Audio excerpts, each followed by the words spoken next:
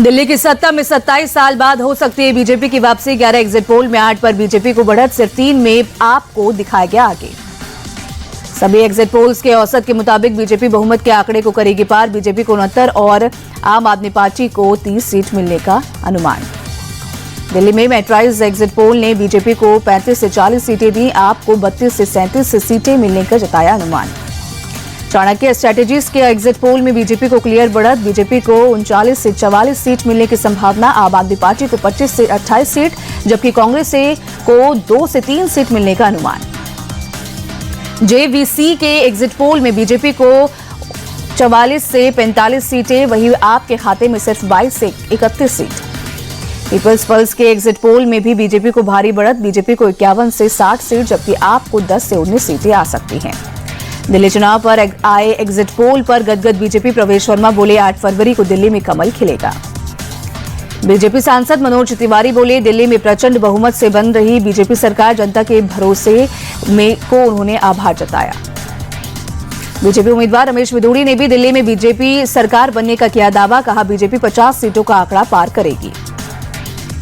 जनता विकास और भ्रष्टाचार मुक्त दिल्ली चाहती है, इसलिए बीजेपी को चुन रही प्रदेश बीजेपी अध्यक्ष वीरेंद्र सचदेवा का बयान। दिल्ली की जनता को समझ आ गया, आपने उन्हें ठगा, बोले केंद्रीय मंत्री हर्ष मल्होत्रा। आम आदमी पार्टी ने एग्जिट पोल के आंकड़े मानने से किया इनकार। सौरभ भारद्वाज बोले एग्जिट पोल ने हमेशा आपको कम आंका, इस बार भी दिल्ली में आपकी सरकार बनेगी। आपके हरियाणा अध्यक्ष सुशील गुप्ता ने जीत का जताया भरोसा। केजरीवाल ने शिक्षा, चिकित्सा, बिजली और पानी पर काम किया है, वही आपके पक्ष में रिजल्ट देगा। एग्जिट पोल पर कांग्रेस का बोलने से इनकार। संदीप दीक्षित बोले 8 फरवरी का इंतजार करें, हमने अच्छा चुनाव लड़ा। दिल्ली विधानसभा के चुनाव में 60.44% हुई वोटिंग। 8 फरवरी को आएगा 70 सीट का फैसला। दिल्ली में चुनाव के बाद 3 लेवल सिक्योरिटी में स्ट्रांग रूम पहुंचाई गई ईवीएम, सीसीटीवी की निगरानी में होगी वोटों की गिनती। दिल्ली के द्वारका में नेताजी सुभाष यूनिवर्सिटी के बाहर बढ़ाई गई सुरक्षा, यूनिवर्सिटी के अंदर रखी गई पोलिंग मशीनें। दिल्ली के अक्षरधाम से सटे स्पोर्ट्स कॉम्प्लेक्स में भी सुरक्षा व्यवस्था कड़ी की गई। स्पोर्ट्स कॉम्प्लेक्स में बनाया गया स्ट्रांग रूम।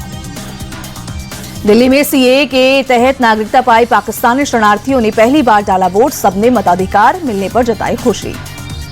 दिल्ली के संगम विहार इलाके में बीजेपी और आप कार्यकर्ताओं के बीच झड़प। मौजूदा आप विधायक दिनेश मोहनिया ने बीजेपी कार्यकर्ताओं पर हमले का आरोप लगाया। दिल्ली पुलिस ने डिफेंस कॉलोनी से 2 लोगों को पकड़ा, फर्जी वोटर स्लिप लेकर वोट डालने की फिराक में थे दोनों। यूपी के मिल्कीपुर उपचुनाव में रिकॉर्ड वोटिंग, 65.35% से ज्यादा लोगों ने किया मतदान।